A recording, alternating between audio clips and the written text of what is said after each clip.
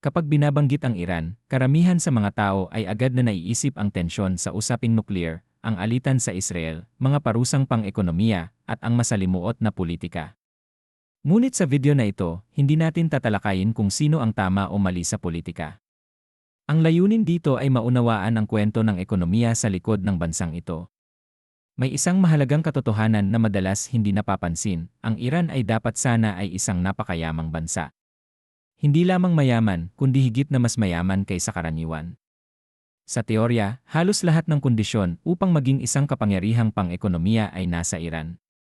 Mayroon itong isa sa pinakamalalaking reserba ng langis at natural gas sa mundo, isang napakahalagang lokasyong heograpikal, malawak na lupang agrikultural, saganang yamang mineral, at isang populasyong bata at may mataas na antas ng edukasyon. Sa ganitong mga kondisyon, inaasahan sanang mabilis na umunlad ang ekonomiya ng Iran. Ngunit sa realidad, kabaligtaran ang nangyari. Patuloy na bumabagsak ang halaga ng pera, hindi humuhupa ang inflation, iniiwasan ng mga dayuhang mamumuhunan ang bansa, at ang mga mamamayan ay hindi na nag-ipon upang yumaman kundi para lamang hindi lalong maghirap. Nasaan nga ba ang tunay na dahilan? Ang lahat ba ay dulot lamang ng mga parusang pang-ekonomiya? O may mas malalim na mekanismo sa loob ng Iran na pumipigil sa pag-unlad ng ekonomiya, gaano man karami ang yaman ng bansa? Totoong nakasasama ang mga parusa, ngunit hindi nila maipapaliwanag ang buong kwento. Ang mas ugat na problema ng Iran ay ang malaking bahagi ng ekonomiya nito ay hindi gumagana ayon sa normal na tuntunin ng merkado. Kapag ang isang ekonomiya ay itinayo na ang pangunahing layunin ay protektahan ang kapangyarihan, hindi na ang paglago ang nagiging sentro. Ang paglago ay nangyayari lamang kung sakali, hindi dahil ito ay sinasadyang hinahabol. Sa video na ito, susuriin natin ang tunay na potensyal ng Iran, ang mga nakatagong istruktura ng kapangyarihan na humuhubog sa ekonomiya, kung paano binabaluktot ng mga parusa ang buong sistema, bakit sumasabog ang inflation habang tumataas ang stock market, at kung ano ang kabayaran ng mga pagpiling geopolitikal ng Iran. Isang paalala bago tayo magsimula, sensitibo ang paksang ito. Ang layunin ay hindi ang pumili ng panig o maghusga ng tama at mali, kundi unawain kung paano gumagana ang sistema, kung bakit ito nananatili at kung bakit hindi ito makalundag pasulong. Sa huli, maaaring mapagtanto natin ang isang hindi kaaya-ayang katotohanan, minsan ang isang bansa ay hindi mahirap dahil kulang sa yaman, kundi dahil ang sistema nito ay hindi pinahihintulutan ang mga yamang iyon na magamit ng tama. Simulan natin sa unang bahagi. Ang Iran ay dapat sana ay isang mayamang bansa. Ang laki ng ekonomiya nito ay humigit kumulang 463 bilyong dolyar sa nominal na halaga. Mukhang malaki ang bilang na ito, ngunit para sa isang bansang may mahigit 70 milyong mamamayan at napakalaking potensyal, ito ay mababa. Ang kita kada tao batay sa YE ay nasa humigit kumulang 5,300 dolyar lamang sa isang taon, mas mababa pa kaysa sa ilang bansang nasa digmaan at malayo sa antas ng mga mayayamang kapitbahay nito sa Gulf. Sa usaping heograpiya, maraming bansa ang maiinggit sa Iran. Mayroon itong langis, gas, mineral, malawak na lupang sakahan, bundok at ilog, at akses sa dalawang mahalagang dagat. Isa ito sa mga bansang may pinakamalalaking reserba ng langis at gas sa mundo. Higit pa rito, ang Iran ay may populasyong bata at edukado, at isang napakahalagang lokasyong pang-estratehiya, nasa saandaan ng Europa, gitnang silangan, at Asya. Kontrolado rin ng Iran ang isa sa pinakamahalagang choke point ng pandaigdigang kalakalan, ang Strait of Hormuz. Halos ikalimang bahagi ng langis na ipinagpapalit sa buong mundo araw-araw ay dumaraan dito. Kung masara ang rutang ito, tataas ang presyo ng enerhiya sa buong mundo, at ang Iran ay parang bantay ng pintuan.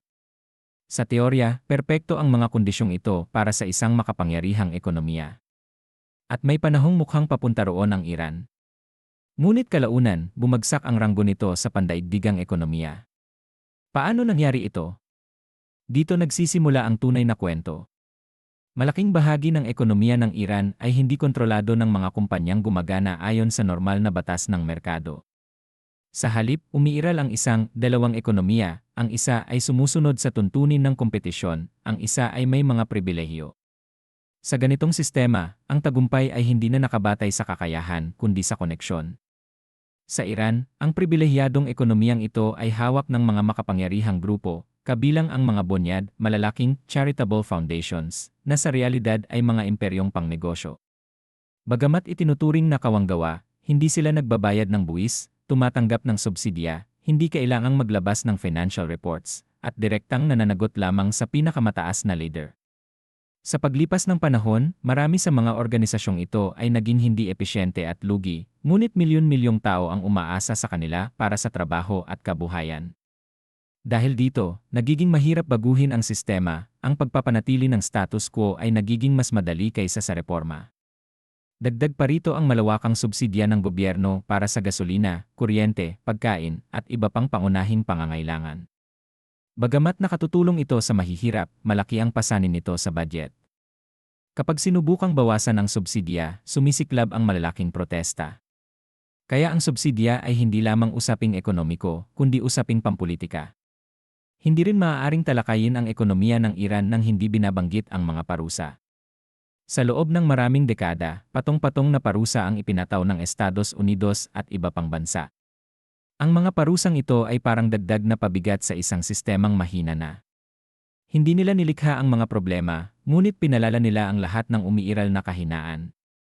Hindi malayang makapagbenta ng langis ang Iran, hindi makagamit ng pandaigdigang sistema ng bangko, at hirap mag-angkat ng teknolohiya at makinarya. Dahil dito, napipilitan itong umasa sa black market, sa pagbebenta ng langis sa mas mababang presyo, at sa pag-angkat ng mga produkto sa pamamagitan ng maraming tagapamagitan na nagdudulot ng mataas na gastos at mababang kalidad. Bunga nito, bumagsak ang halaga ng pera ng Iran ng husto. Ang inflation ay lumampas sa kontrol, at ang mga mamamayan ay naghahanap ng anumang paraan upang maprotektahan ang kanilang ipon sa dolyar, ginto, real estate, stocks, at kahit cryptocurrency. Hindi para yumaman, kundi para lamang hindi tuluyang mawalan ng halaga ang kanilang pera. Ito rin ang dahilan kung bakit tumataas ang stock market kahit naghihirap ang ekonomiya. Hindi ito tanda ng lakas ng mga kumpanya, kundi tanda ng desperasyon ng mga tao na ilayo ang pera sa cash na mabilis nawawalan ng halaga.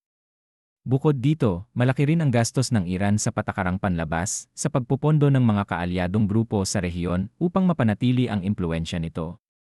Ang mga gastusing ito ay binabayaran sa panahong ang ekonomiya sa loob ng bansa ay nahihirapan. Sa huli, ang kwento ng Iran ay hindi kwento ng kakulangan sa yaman, kundi ng isang sistemang humahadlang sa pag-usbong. Kapag ang kompetisyon ay napipigilan, ang subsidya ay nagiging kasangkapan ng kapangyarihan, at ang mga parusa ay pumuputol sa ugnayan sa pandaigdigang ekonomiya, ang resulta ay isang sistemang maaaring mabuhay, ngunit hindi tunay na umunlad. Ang pinakamahal na kabayaran ay hindi lamang inflation, kundi ang tahimik na pag-alis ng mga pinakamahusay na isipan ng bansa. Kapag umalis ang mga talento, hindi lamang lakas paggawa ang nawawala kundi pati ang kinabukasan. May potensyal pa rin ang Iran, ngunit ang potensyal ay hindi sapat. Ang tunay na yaman ng isang bansa ay hindi nasa ilalim ng lupa, kundi nasa mga patakaran at sa paraan ng pagpapatakbo ng sistema. Kung pinahihintulutan ba nitong ang milyon-milyong ordinaryong mamamayan ay malayang lumikha ng halaga at makinabang mula sa kanilang pagsisikap. Kung nais mo pang makakita ng mga ganitong pagsusuri kung paano talaga gumagana ang mga bansa, huwag kalimutang i-like ang video at mag-subscribe sa channel. Magkita tayo sa susunod na video.